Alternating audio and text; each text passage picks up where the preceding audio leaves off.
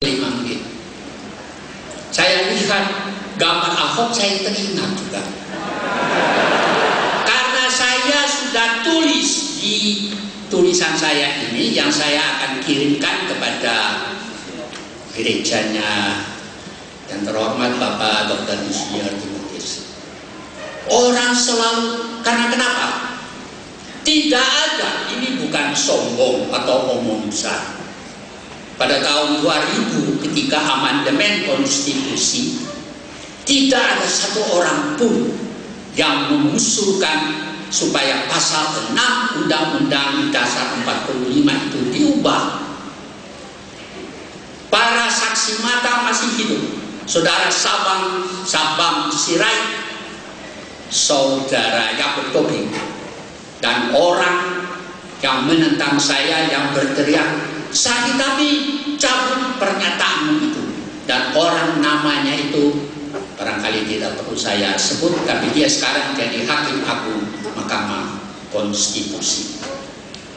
Pada waktu itu saya usul agar pasal 6 Undang-Undang Dasar sementara, pasal 6 Undang-Undang Dasar 1945 dihapus kata aslinya. Saya usul kata asli itu dihapus. Saya tidak tahu kemudian dokumennya itu bagaimana. Tapi sebetulnya tidak ada satu orang kecuali saya yang mengusul kata asli dicabut. Kalau Anda mau tahu, saya bisa katakan orang itu namanya Patria Hanis Akbar, Hakim Mahkamah Konstitusi. Jadi sekarang tidak ada lagi asli, hanya Presiden Republik Indonesia ialah warga negara Indonesia.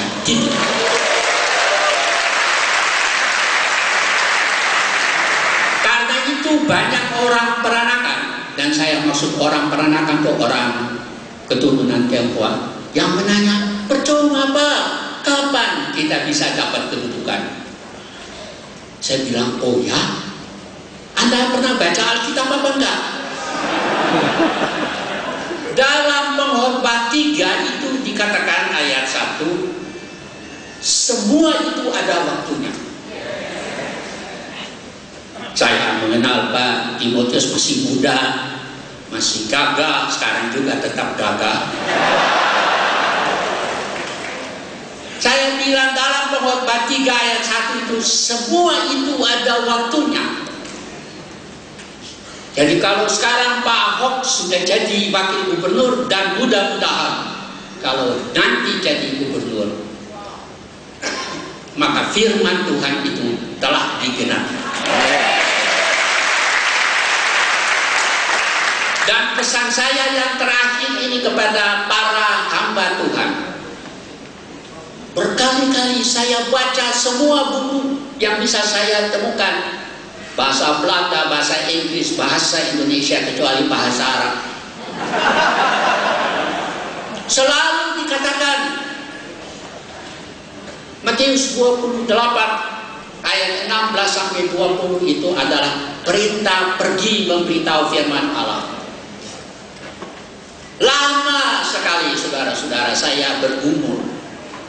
Karena itu terpaksa setelah pensiun saya masuk STT selama 4 tahun untuk bisa tidak ditipu oleh pelayan-pelayan firman yang manipulasi. Saya mau kasih tahu kepada Anda pasal Matius 28 ayat 16 sampai 20 bukan saja pergilah ke seluruh bumi. Tidak. Saya sudah baca kitab-kitab, macam-macam kitab.